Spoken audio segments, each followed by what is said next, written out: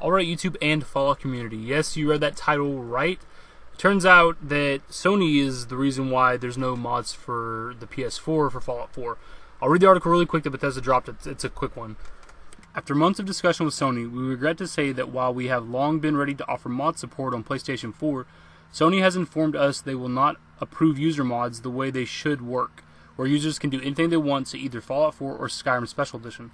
Like you, we are disappointed by Sony's decision given the considerable time and effort we have put into this project, and the amount of time our fans have waited for mod support to arrive.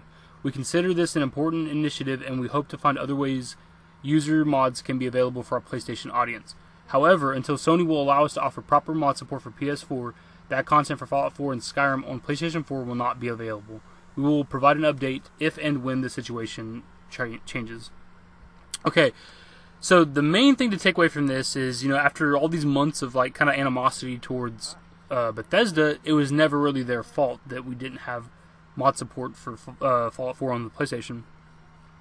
And I was kind of negative to them as well because, I'm an Xbox One user, so of course I'm happy that I get, a lot of these things before the PlayStation users do. But in the end, I still, I'm a part of the community and I want everybody to experience all of these things. But it turns out that it wasn't really Bethesda's fault. They weren't the ones that kept putting it off.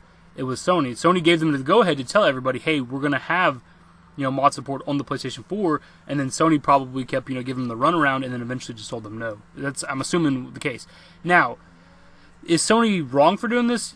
Maybe. My guess is that the reason why they're doing it, they're trying to protect their... I'd assume they're trying to protect their users because obviously people could, have bad mods intentionally used. Because I think there was a mod for the Xbox One that would mess up your Xbox, if I'm not mistaken. I think that happened to some people, or it crash your Xbox or some shit. So maybe they're trying to protect their users, which in that regard I guess is all right. But in the end, they're just kind of shooting themselves in the foot because they're gonna hurt themselves. Okay, Skyrim Special Edition is coming out pretty soon, next month, and the real driving point of selling the Skyrim Special Edition is the mods. That's the main thing because we've all played Skyrim with the DLC before. It's just better graphics, the DLC, and mods. What's the incentive to buy Skyrim Special Edition on the PlayStation 4? There's nothing. There's no incentive. There's no mods. Why would I buy that? There's plenty of people who own both of the current-gen consoles, the Xbox One and the PS4, and they'll buy games, off and on for each. Pretty much all those people are going to buy it for the Xbox One now. They're going to hurt themselves on themselves. It makes no sense. So I'm glad that this wasn't really Bethesda's fault. I mean, I guess they could have held off on telling anybody at all that it was going to be available for the PS4 and give us a release date if they weren't for sure on it. But it sucks, guys. So for the foreseeable future, it looks like there's not going to be any mods at all for the PlayStation 4. And it's not just Fallout 4. It's for the Skyrim Special Edition as well. So let me know your guys' thoughts. I'm glad that they finally touched on this. It's been a little while since we've had any news on the PS4 mods. Later.